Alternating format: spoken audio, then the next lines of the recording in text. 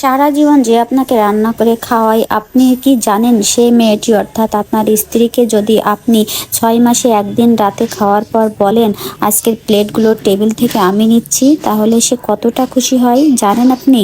ওহো, জানেন না।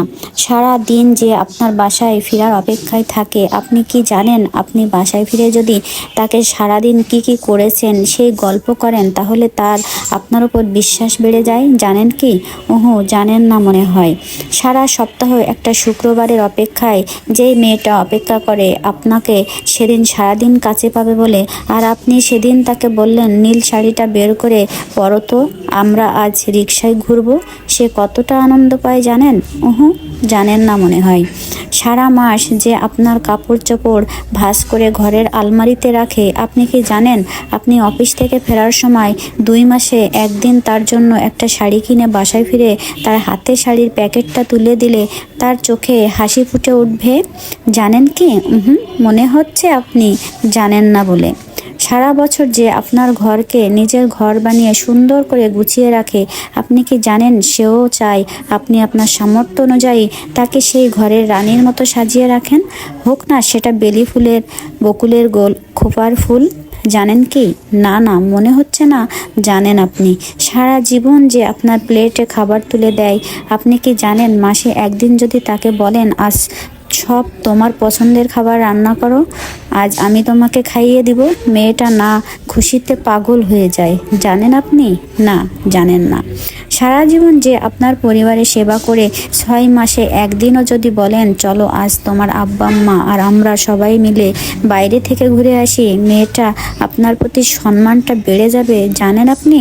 না গো, আপনার তা জানা নেই।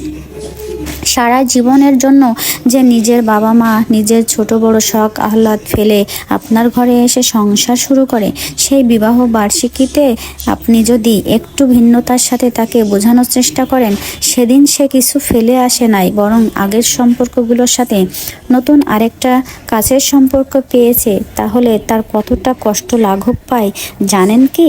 না না, আপনি তা জানেন না। সারা জীবন যে আপনি ঘুমানোর পর ঘুমায় একদিন তাকে বলে দেখেছেন আজ তুমি ঘুমাও, আমি তোমার মাথায় হাত বুলিয়ে দিচ্ছি, এতে তার খুব শান্তির একটা ঘুম হয় জানেন কি? আপনি কিন্তু এ ব্যাপারেও জানেন না। সারা জীবন যে আপনার পাশে থাকবে, বয়স হয়ে গেলেও আপনার কুঁচকে যাওয়া চামড়া নিয়ে তার কোনো দ্বন্দ্ব থাকবে না, সেই মেয়েটাকে কখনো কখনো বলেন কাজল দিয়ে রাখো তোমাকে খুব সুন্দর লাগে, আর সে ওইটুকু প্রশংসা শুনে দিনে কতবার আয়নায় চেহারা দেখে আপনার কথাই মনে করবে জানেন কি আপনি? জানার কথা না। সারা জীবনের জন্য যে আপনার হাত ধরে শুধু আপনার ভরসায় এ ঘরে এসেছে, তাকে আপনার পরিবারের কেউ একটু কথা বলায় আপনি যদি তাকে বলেন তুমি চিন্তা করো না আমি আছি তো তোমার পাশে, তাহলে সে কতটা স্বস্তি পায় জানেন না ভাই? জানেন না।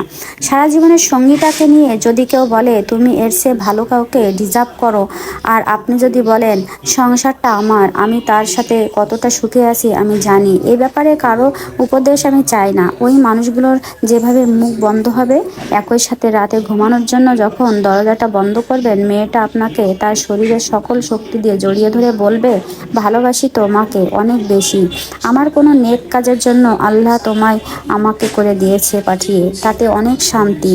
আপনি কি তা জানেন? না, জানেন না, কিচ্ছু জানেন না। তাহলে জানতে বলতেন না। মেয়েদের অনেক ডিমান্ড, তাদের ডিমান্ড ফুলফিল করা সম্ভব না, জানলে বলতেন না। সংসার জীবন অনেক ঝামেলার, মেয়েদের মন বোঝা কষ্টদায়ক, মেয়েরা ছোট ছোট জিনিসে সুখ খোঁজে, ওইগুলা খুব বেশি দামি না, আপনি যদি এগুলাও না দিতে পারেন তাকে, তাহলে আপনি খুবই গরিব যে স্ত্রীকে এতটুকু দিতে পারেন না।